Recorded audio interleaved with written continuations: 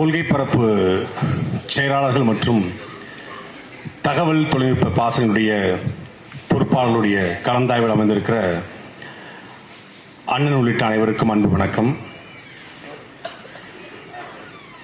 மாணவர் பாசறைக்கு தனியாக, மகளிர் பாசறைக்கு தனியாக, இளைஞர் பாசறைக்கும் தனியாக கலந்தாய்வை நடத்திய அண்ணன் சீமான் அவர்கள் கொள்கை பரப்பு செயலாளர்களையும் தகவல் தொழில்நுட்பத்தையும் இணைத்து நடத்தியிருக்கிறார். கொள்கை பரப்பு செயலாளர்கள் தகவலை, தத்துவத்தை மக்களுக்கு கடத்துகிறார்கள். தகவல் தொழில்நுட்பம் கொள்கையை மக்களுக்கு கொண்டு போய் சேர்க்கிறது. ரெண்டும் கிட்டத்தட்ட அண்ணன் ஜெயசீலன் குறிப்பிட்டது போல ஒரு படையினுடைய ரெண்டு பிரிவுகள் தான். அண்ணன் இப்போ அந்த பொறுப்பாளருடைய அறிவிப்பெல்லாம் கொடுத்துக்கிட்டு போது சொன்னாங்க, முதல்ல நான் மாணவர் பாசறை, மகளிர் பாசறை, இளைஞர் பாசறை பார்த்துறேன், கடைசியா கொள்கை பரப்பையும் தகவல் தொழில்நுட்பத்தையும் பார்த்துறேன்னாங்க. எனக்கு அப்ப புரியல, எதுக்கு கடைசியா வைக்கணும், நம்மள தானே முதல்ல வைக்கணும், நம்ம தானே அதிக வேலை பார்க்கிறோம் அப்படின்னு. அதிக வேலை பார்க்கிறவர்களை ஏன் கடைசியா சந்திக்கிறாங்கன்னா, தளபதிகளை தான் கடைசியா சந்திக்க முடியும். போர் வீரர்களை எப்பவும் பார்க்கலாம், தளபதியை தான் ஒரு தலைவன் கடைசியா பார்ப்பான். தளபதியில் தான் நாம எப்படி, எந்த நுட்பத்தில், எந்த யுக்தியில சண்டையை நிகழ்த்த போறோம், யாரை எதிர்த்து சண்டையை நிகழ்த்த போறோம் என்பதை தளபதியில் சொல்லுவான். அப்படி நாம் தமிழகத்துடைய தளபதியில் அத்தனை பேரும் நம்ம இந்த இடத்துல அமர்ந்திருக்கிறோம். இந்த களம் நமக்கான களமாக மாற்றுவதை, அந்த வேலையை அண்ணன் பார்த்துக்குவார். அது நாம பார்த்துக்க தேவையில்லை. நாம செய்யறது ரெண்டு வேலை தான். பிப்ரவரி 21 திருச்சி நடக்கூடிய மாநாடு, மாநாட்டிற்காக இந்த சவுண்ட் சர்வீஸ் சொல்லுவாங்க இல்லையா, அவங்ககிட்ட ஒப்பந்தம் போடுறதுக்கு கேட்டோம். நாம நினைச்சிட்டோம், சரி நம்ம ஏற்கனவே நிறைய மாநாடு நடந்திருக்கோம், அது மாதிரி நம்ம ஒரு மாநாடு நடத்த போறோம், பிரம்மாண்டமான மாநாடு நம்ம சொன்னா கூட இது மாதிரி மாநாடு நடந்திருக்கும் அப்படின்னு நினைச்சோம். அந்த சவுண்ட் சர்வீஸ் ஆள், அந்த உரிமையாளர் சொல்றாரு, தமிழ்நாட்டில் கடந்த 25 ஆண்டுகள்ல 2 லட்சம் சேர் கட்ட ஒரே ஒரு கட்சி அது நாம் தமிழர் கட்சி மட்டும்தான். என்னங்க சொல்றீங்க? இதுவரைக்கும் இப்படி ஒரு பிரம்மாண்டமான மாநாடு இதுவரைக்கும் திட்டமிட்டதே கிடையாது. உண்மையிலே கிடையாதா? உண்மையிலே கிடையாதுங்க. இல்லைங்க, விக்கிரவாண்டி, மதுரை எல்லாம் பிரம்மாண்டம் சொன்னாங்க. ஆனா அங்க அதிகபட்சமாக போட்ட நாற்காலி 80,000 நாற்காலி தான். சொல்லிக்கிட்டது 10 லட்சம் பேர் கூடுனாங்க, 20 லட்சம் பேர் கூடுனாங்க அப்படின்னு சொன்னாங்களே ஒழிய கூடுனாங்களா இல்லையா, இருக்கை போடல. அப்போ 2 லட்சம் நாற்காலி திருச்சி, மதுரை, திருநெல்வேலி எங்கேயுமே இல்ல. தமிழ்நாடு முழுக்க திரட்டி கொண்டு வந்தாதான் அந்த நாற்காலியை போட முடியும். நாங்க அண்ணன் கேட்டோம், நாற்காலியை குறைச்சிடும், ஒன்னிய குறைச்சிடும் முதல்ல. 2 லட்சம் நாற்காலி போதாதுடா. குடும்பமாக இந்த இடத்துல கூட இருக்கிறான், 10 லட்சம் பேரை அந்த இடத்துல திரட்டி காட்டணும் என்பதுல அண்ணன் சீமான் உறுதியா இருக்காரு. நாம தளபதிகளை என்ன செய்ய போறோம் அப்படிங்கிறதா இப்ப இருக்கிற கேள்வி. இப்ப கூட்டம் கூடிரும், அது பேரறிவிப்புகளை, தகவல் தொழில்நுட்பம் ஒரு பக்கம், கட்சிக்காரங்க ஒரு பக்கம் அறிவிப்புகளை கொடுத்து கொண்டிருக்கிறோம். எங்க ஊர் வீராணத்திலிருந்து 2500 பேரை கூட்டு கொண்டு வருது என்னுடைய பொறுப்பு. 50 பஸ், ஒரு பஸ்ஸுக்கு 50,000 ரூபாய். அது சாட்டையினுடைய வருமானத்திலிருந்து நான் என் ஊருக்கு கொடுக்கிறேன். அதான் என்னுடைய தேர்தல் செலவு, முதல் செலவு. 50 பஸ்ல வர்றோம், 50 பஸ்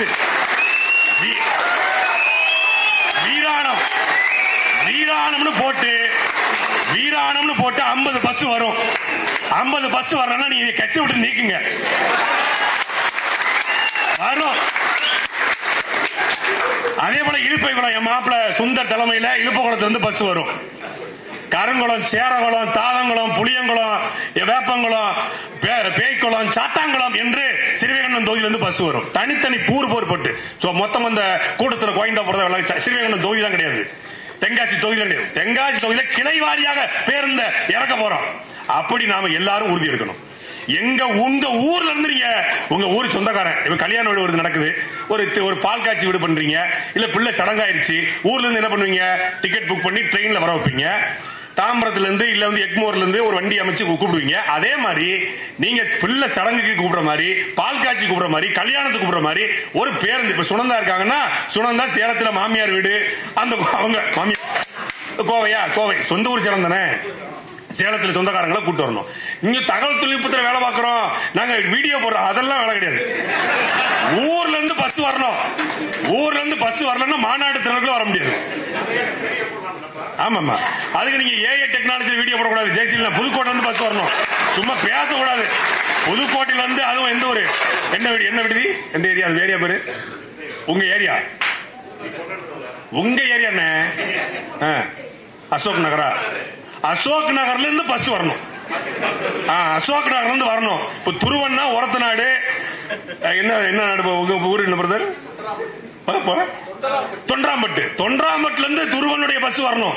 இது துருவன் இந்த கட்சிக்காக செய்யற வேலை. மேடையில பேசுறது வேற வேலை, கட்சி பணி என்பது அதுதான். பிப்ரவரி 21 74 ஏக்கர் பேருந்து நிறுத்தத்துக்கு மட்டும் தயார்படுத்திருக்கோம். 74 ஏக்கர் பேருந்து நிறுத்த. தென் மாவட்டத்தில் வரக்கூடிய பேருந்துக்கு 74 ஏக்கர், வட மாவட்டத்தில் வர பேருந்துக்கு 54 ஏக்கர், மாநாட்டு திடல் 84 ஏக்கர். 84 ஏக்கர் இதுவரைக்கும் தமிழ்நாட்டில் எவனுமே இப்படி ஒரு மாநாட்டை நடத்திருக்க மாட்டான். அப்படி அண்ணன் சீமான் திட்டமிடுறாங்க. இப்ப அடுத்த மெயின் சப்ஜெக்ட், இது நடத்துறது பிரம்மாண்டம், நல்ல கை தட்டணும்ல. இப்ப அடுத்த உங்களுடைய ஜிபேல கை வைக்கிறோம். மாநாட்டு நடந்ததுக்கு திட்டமிட்டாச்சு. ஒரு 6:30 மணி வரைக்கும் அண்ணன் சீமான் பரபரப்பா அந்த நாள்ல, இந்த நாள் தான் பரபரப்பா பேசிட்டு இருக்காங்க. தம்பி இப்படி நடத்துறோம், இந்த மேடை இதுல இப்படி போடுறோம், 38 பாக்ஸ், ஒரு பாக்ஸுக்கு 5000 பேரு, அதுக்குள்ள தொகுதியை பிரிச்சு பரபரப்பா இருக்க. சரண மாநாட்டு தெருல வந்து தமிழன் இருக்காங்க, இந்த பக்கம் வந்து நம்ம வள்ளுவர் இருக்காரு, சரண எல்லாம் எழுதியாச்சு.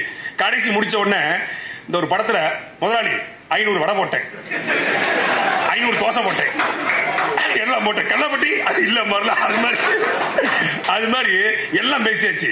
லிஸ்ட குடுக்கறாப்ல 2,74,00,000 மொத்தத்துல 3 கோடி 3,70,00,000. நான் லைட்டா மைல்டு அட்டாக், முதல்ல ஹார்ட் அட்டாக் எனக்கு வந்துச்சு. நான் உட்கார்ந்து என் முகத்தை பார்த்து அப்படின்னாப்ல, அண்ணன் என்னடா 3,70,00,000 மாநாடு நடத்தணுமாடா அப்படின்னாப்ல. என்னன்னு சொல்றீங்க, வேட்பாளர் எப்படியும் அறிவிச்சுதான் ஆகணும், மாநாடு நடத்தணுமா அப்படின்னாப்ல. இல்ல நடத்திரோம், 3,70,00,000 இந்த பகவான் ஆரத்தின்னு சொன்னாங்கடா. அது என்னன்னா, ஒரு வானூர்தியில திருச்சியில இருந்து சென்னையில இருந்து மதுரைக்கு போயிட்டு இருக்கோம். திருச்சி போயிட்டு இருக்கோம். நானு தேவாண்ணன் அண்ணன் கூட பயணம் பண்ணி போயிட்டு இருக்கோம். நாங்க 2வது சீட்டு, முதல் சீட்ல ஒரு 3 பேர் உட்கார்ந்துருக்காங்க. முக்கியமான ஆட்கள், தலைமை மேல உட்கார்ந்துருக்காங்க.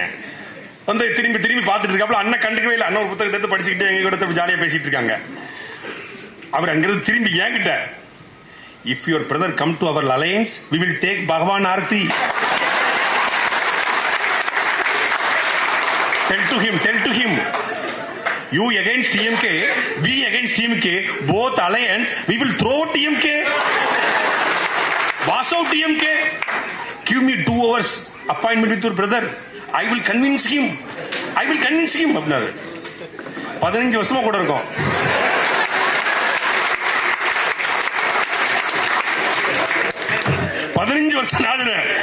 பாஸ் எத்தனை வருஷமா குழுத்துறீங்க? நாங்க பெரிய மாரியம்மன் கோயிலுக்கு 10 வருஷமா குழுத்துறோம். பெரிய அது மாதிரி 15 வருஷமா கூட இருக்கிறோம். கேட்க மாட்டாரு, எங்க பேச்ச கேட்க மாட்டாரு. அவர் முடிவெடுக்கிறதா நாங்க கேட்கணும் அப்படின்னு. இல்ல 2 hours ஓகே, உங்க நம்பரை கொடுங்க, நான் வாங்கிக்கிட்டேன். அண்ணன் என்னடா பகவான் ஆரத்தி, அண்ணன் தம்பியும் சேர்ந்து தேவாவும் என்ன சொல்லு, அண்ணன் தம்பியும் சேர்ந்து பகவான் ஆரத்தி எடுத்துக்கு பாக்கிறீங்களா அப்படின்னு. என்ன சொல்றாங்க உங்க ஆளு அப்படின்னாப்புல. அவருக்கு நகைச்சுவையா இல்ல, இந்த மாதிரி வந்தீங்கன்னா அவர் வந்து எல்லாம் பண்ணிக்கிறேன்னு சொல்றாப்புல அப்படின்னு. அப்ப இதை சொன்னோடனே காமெடிக்கு சொன்னாங்க பகவான் ஆர்த்தியான்னு.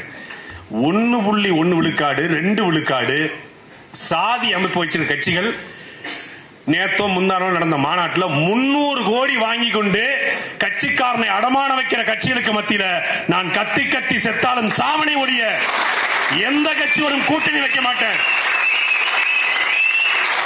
என்னை நம்பியிருக்கிற என் தம்பிமார்களை, என் தமிழர்களை, உலக தமிழர்களை ஏமாற்ற மாட்டேன் என்று ஒரு தலைவன் நிற்கிறார்.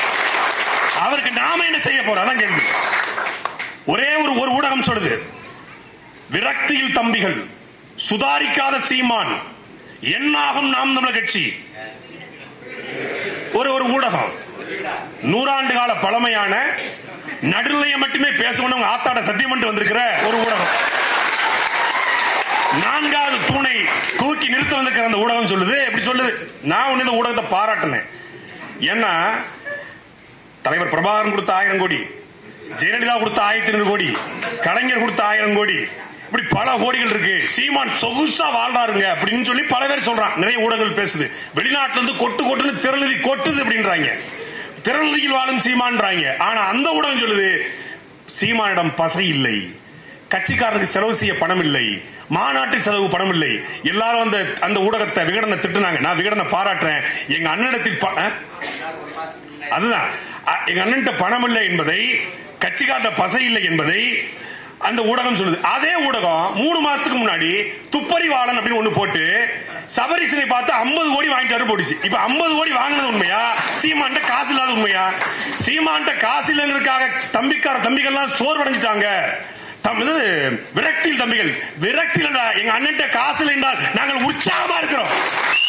ஏன் யாரிடமும் கையேந்தாமல் எங்களை அடமானம் வைக்காமல் வந்து நிற்கிறான் என்பதை ஊடகம் உறுதிப்படுத்துது. நான் வெளிப்படையா சொல்றேங்க, அதிமுக பிரிஞ்ச ஒரு கட்சிங்க. நான் நேரடியா பேர் சொல்ல மாட்டேன். அதிமுக பிரிஞ்ச ஒரு கட்சிங்க. அதிமுகவை அழிக்க நினைச்ச ஒரு கட்சிங்க. எடப்பாடி கூட சேர்றது தூக்கு போட்டு சாரத்துக்கு சமம்னு சொன்ன ஒரு கட்சிங்க. நான் ஒரு பேரை சொல்ல மாட்டேன். நான் அது ரொம்ப மரியாதையை நான் அணுகுவேன் எப்போதுமே. பொது நாகரிகம் சபை நாயகரும் எனக்கு தெரியும். எங்க அண்ணனோட தம்பினால அவர் பேரை சொல்லல. அந்த கட்சி 8 வருஷமா அதிமுக அழிப்பதை லட்சியம் சொல்லிச்சுங்க. இப்ப அந்த கட்சி அதிமுக கூட்டணி செஞ்சுங்க 300 கோடி ரூபாய் வாங்கியதாக ஊடகங்கள் குற்றம் சாட்டுது. ஓட்டே இல்லாத அந்த கட்சி எல்லாம் 300 கோடினா 1000 2000 கோடி கொட்டி கொடுக்க சீமானுக்கு தயாராகிறார். அவர் நினைச்சா சொகுசா வாழ முடியும். இல்லை, தனிச்சு நின்று இந்த நிலத்தில் மக்களுடைய நம்பிக்கை பெற முடியும் என்று இந்த 70 ஆண்டு கால தேர்தல் அரசியல்ல ஒரே ஒரு அரசியல் கட்சி மட்டும் தான் நிரூபிச்சிருக்கு. தனிச்சு நின்று மக்களுடைய நம்பிக்கை பெற முடியும் அப்படிங்கறத நிரூபிச்சிட்டோம். இதுவரைக்கும் நம்ம அரைக்கிணற தாண்டிட்டோம், பாதி கிணற தாண்டிட்டோம். இன்னொரு அரைக்கிணறு தான். இந்த அரைக்கிணறுக்கு 15 வருஷமாக அண்ணனோடு நின்று நாம இந்த அரைக்கிணறை பாதி கிணறை தாண்ட நிக்க மாட்டோமா? நாம உழைப்பது எதற்காக? நம் குடும்பத்தை வாழ வைக்க, நம் பிள்ளைகளை வாழ வைக்க. என் மகன் 2 பேர் இருக்கான். அவன் புலித்தேவன். இந்த 2 பேரும் நிம்மதியா வாழணும், நல்ல சந்தோஷ காட்டை சுவாசிக்கணும், நல்ல தமிழ் படிக்கணும் அப்படிங்கறத நாம உழைக்கணும். நான் உழைக்கிறேன். அப்ப அவன் நல்லா வாழணும் அப்படின்னா அதுக்கு இந்த நிலத்துல ஒரு நல்ல அரசியல் தேவைப்படுது. அந்த நல்ல அரசியலை செய்கிற ஒரே தலைவன் நம் அண்ணன் செந்தவன் சீமான். அவனுக்கு செய்யாம நான் அமீரா படம் ஆரம்பிச்ச கூட சொன்னேன். எங்க அண்ணன் கல்யாணத்தப்ப எங்கிட்ட காசு இல்ல, கல்யாணத்துக்கு மொய் வைக்க வெறும் மலர் மட்டும் பூங்கொத்தை மட்டும் கொடுத்தோம். அன்னைக்கு காசு இல்ல. அமீரா படம் எடுக்கிறாரு, எங்க அண்ணன் எடுக்கிறாரு, நான் கொடுக்கலாம்னு சொல்லி முதல் படம் 5 லட்சம் நான் தான் கொடுத்தேன். அதே போல இன்னைக்கு சொல்றேன், இந்த மாதத்தினுடைய இந்த 3 மாதம் ஜனவரி பிப்ரவரி மார்ச் இந்த 3 மாதம் வரக்கூடிய சாட்டினுடைய மொத்த வருமானத்தையும் நான் இந்த தேர்தல் களத்துக்கு செலவு பண்ணுவேன். எவ்வளவு வருதுன்னு கேட்காதீங்க.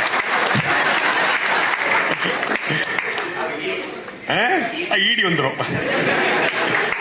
நமக்கு தேவைப்படுற தொகை அதிகம், ரொம்ப குறைவுதான். மத்தவனா 50 கோடி 100 கோடியில மாநாடு போடுறான். நாம வெறும் 5 கோடிக்குள்ளதான் மாநாடு போட போறோம். 5 கோடியான்னு பாக்காதீங்க. நாம 8.2 விழுக்காடு வாக்கு வாங்கின கட்சி 24ல 8.22 விழுக்காடு வாங்கின கட்சி 2024ல இன்னைக்கு 8.22 கிடையாது. எல்லா பேரும் 8.22 எப்படா 8.22? நாடாளுமன்ற தேர்தல் மோடியா ராகுல் காந்தியா போட்டியில் விழுந்த ஓட்டு. இந்த தேர்தலில் நாம் நமக்கு வாக்கை எவனாலும் கடிக்க முடியாது. நீ வா தென் மாவட்டத்துக்கு பாரு. தென் மாவட்டத்தில் நாம் மகிழ்ச்சி இந்த தேர்தலில் பல இடங்களில் சட்டமன்றத்தை வெல்ல போறது சத்தியம்.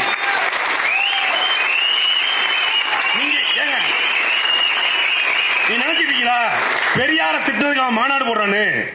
பெரியார திட்டத்துக்கு 4 மாநாடு போட்டிருக்காங்க. இந்த ஒரு மாசம் 4 மாநாடு. பெரியார திட்டத்துக்கு மாநாடு போட நீங்க நினைச்சிட்டீங்களா? சத்தியமா இல்ல. சீமான் வெல்ல போறான் என்பது அவனுக்கு தெரிஞ்சிருச்சு. திராவிட கும்பலுக்கு தெரிஞ்சிருச்சு. வெல்ல போறான், கோட்டையை பிடிக்க போறான். மக்கள் மன்றத்திலே இந்த பொழக்கிறவன் சட்டமன்றம் போன என்ன ஆகும்? திராவிட டவுசர் நனையும். அவன் டவுசரை போடுறதில்ல, அது ஒரு விஷயம். சங்கியால் டவுசர் போட்டிருப்பாங்க. அப்போ அது தெரிஞ்சிருச்சு. நாம இதுவரைக்கும் உழைத்த உழைப்புக்கு, நம்ம உழைச்ச உழைப்பு இல்ல, 50,000 மாவீரர்களுடைய சிந்திய ரத்தத்திற்கு, 100 ஆண்டு காலமாக நம்முடைய முன்னோர்கள் தூக்கி பிடித்த தமிழ் தேசியத்திற்கு ஒரு விடிவு வரப்போகுது.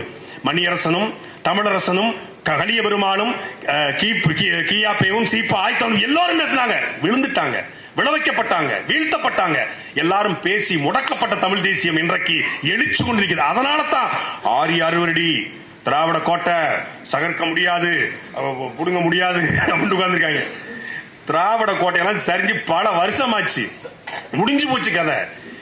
அவன் அதாவது என்ன சொல்றான், சீமான் ஆட்சி அதிகாரத்துக்கு வந்தா அவனுக்கு ஆபத்துன்றான். அப்ப திராவிடம் என்பது அவனை பாதுகாக்க என்பதை அவனே சொல்றான்.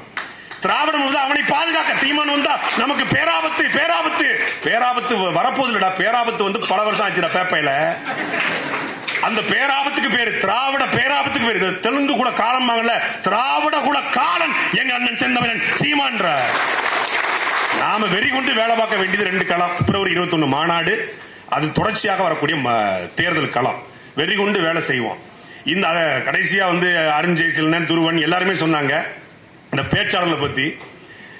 நான் 2010 காலகட்டத்தில் இணையும் போது நான் துருவன்லாம் பேச்சாளர் பயிற்சி வகுப்பு போட்டு, அப்ப சீமானுடைய அறிவுரின் அடிப்படையில் ஏன் பேச்சாளர் மாறணும் தெரியுமா? நாங்க பேச்சாளர் மாறணும் வரல, நான் கட்சியில கடுமையா உழைக்கணும் அப்படின்னு வந்தேன். வந்தா மாவட்ட செயலர் ஒரு கூட்டத்தை பேசிட்டேன், நல்லா பேசி கைத்தறி வந்துச்சு அப்படின்ட்டாப்ல, முடிஞ்சு. அப்ப ரைட்டு, இந்த ட்ராக் சரியா வராது. அப்ப அண்ணன் கூப்பிட்டு சண்டே ஆயிடுச்சு, அடிதறி ஆயிடுச்சு, எனக்கு அவருக்கும் சண்டே அடிதறி ஆயிடுச்சு. அப்போ ஒரு செய்தி போட்டாங்க, 2013 அக்டோபர் மாதம் 1ஆம் தேதி. எனக்கு பத்திரமா வச்சிருக்கு, பத்திரமா எனக்கு மனசுல அவருக்கு 2013 ஒரு செய்தி, வாட்ஸ்அப்லாம் கிடையாது, நார்மல் மெசேஜ்ல ஒரு செய்தி. என் தம்பியாக நீ என் தம்பியாக இருந்தால் அமைதியாக இரு அப்படி ஒரு செய்தி, அண்ணன் வந்த செய்தி.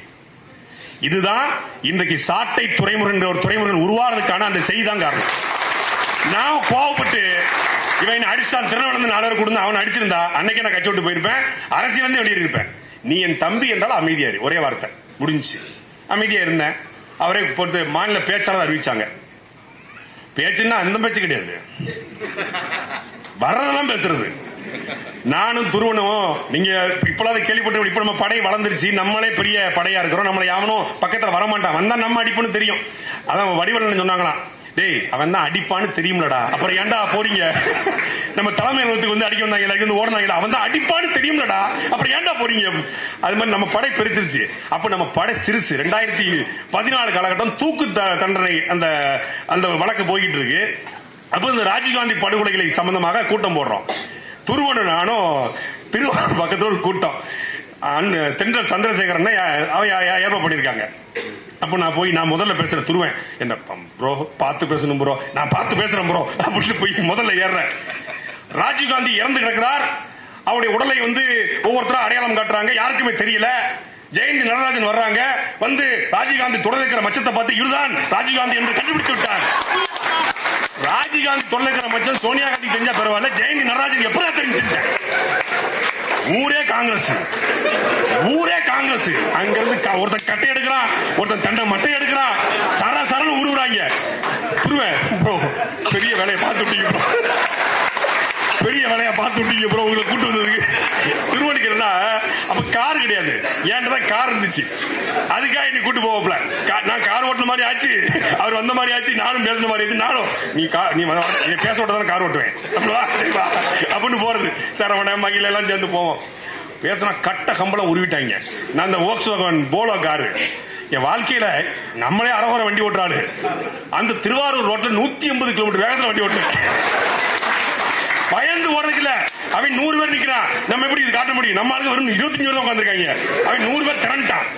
அடிச்சு கிளப்பி வந்த அப்புறம் வந்து ஒரு புரோட்டா கடை, தஞ்சாவூர் பக்கத்துல புரோட்டா கடை, அங்கவே வண்டி நிப்பாட்டி இப்ப யாரும் வரல, அவங்க 150 கிலோமீட்டர் அப்படி எல்லாம் வந்து நடந்துச்சு.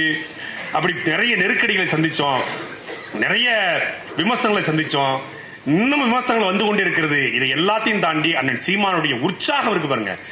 துருவனெல்லாம் வந்து 2016 வாழ்த்திருக்காப்ல. நான் என்னெல்லாம் அதிகபட்ச வாழ்த்து தெரியும்ல,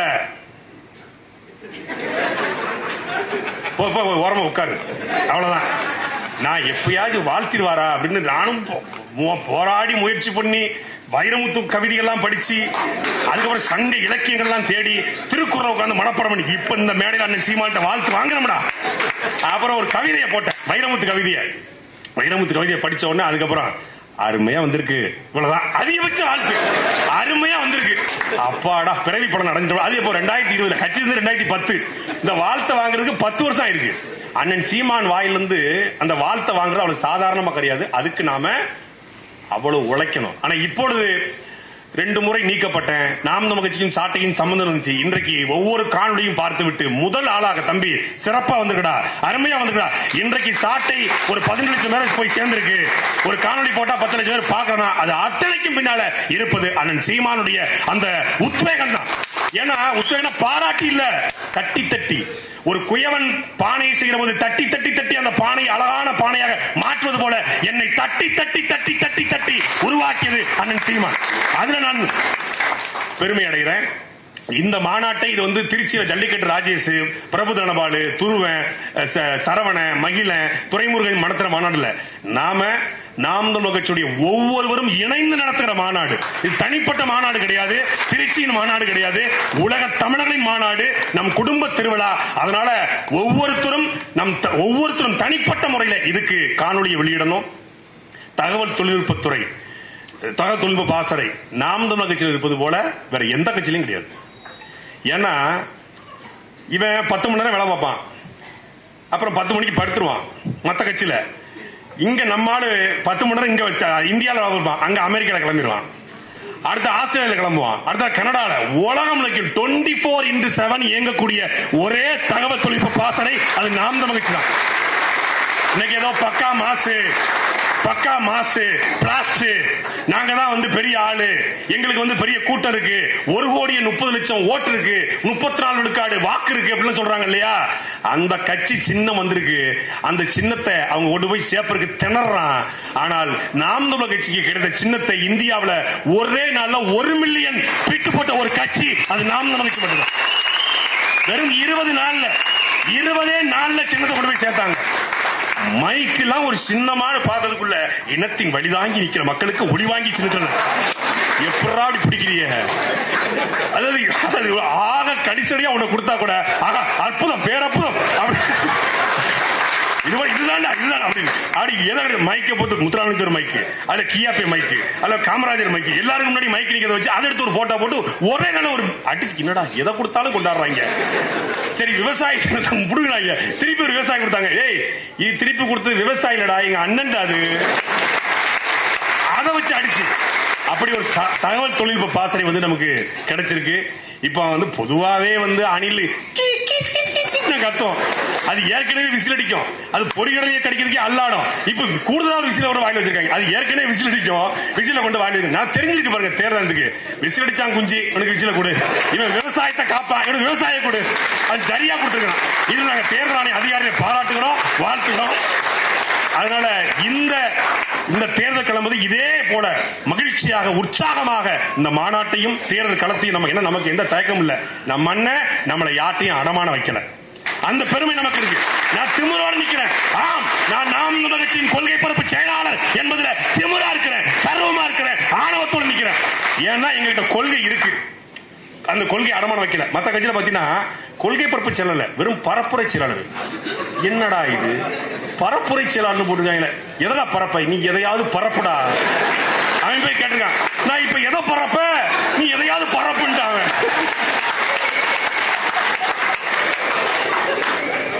அது பேசுறது அந்த மக்களுக்கு புரியல, அவனுக்கு புரியல. தொட்டில்கள் அதிகம் கேட்ட வார்த்தை, கட்டில்கள் அதிகம் கேட்ட வார்த்தை. போயாங்கிட்டு எந்த எதிரியா எவ்வளவு பெரிய கொம்பனா இருந்தாலும் சரி, அது மக்கள் மன்றமோ தொலைக்காட்சி டிபேட்டோ நாம் தமிழர் கட்சி பக்கத்துல எவனும் நிக்க முடியாது. நீங்க பாருங்க ஒவ்வொருத்தரும் செதறி ஓடுறான். ஐயோ நாஞ்சில் சம்பத்துல வந்த சாட்டைய செதற விட்டு வரணும். அண்ணன் டேய் இந்த படத்துல படையப்பா ரொம்ப நேரம் எடுத்துக்காதப்பா, முடிச்சுட்டு வரணும். அது மாதிரி அண்ணன் டேய் அண்ணா அறந்தாங்க போறேன்னு முடிச்சுட்டு வாடா, ஆனா இந்த தந்தி முடிச்சுட்டு வாடா, ஒரே வார்த்தை தான். அவர் ஒரு 5-6 குரல் பதிவு போடுவாங்க. அந்த குரல் பதிவை கேட்டுட்டாலே நமக்கு நம்ம சாதாரணமாவே ஆடுவோம். சிலங்கை வரை கட்டினா அது மாதிரிதான். அதனால நம்ம படை உற்சாகமான படை, வீறு கொண்ட படை. இந்த படையோடு இந்த மாநாட்டையும் தேர்தலை அணுகுவோம். நம்ம கிட்ட எதிர்கொள்ள எவங்கிட்டையும் படை இல்ல. திராவிடமோ இந்திய தேசியமோ தமிழ் தேசியம் வெல்லும் என்பதை இந்த களத்தில் நிரூபிப்போம். நன்றி, வணக்கம்.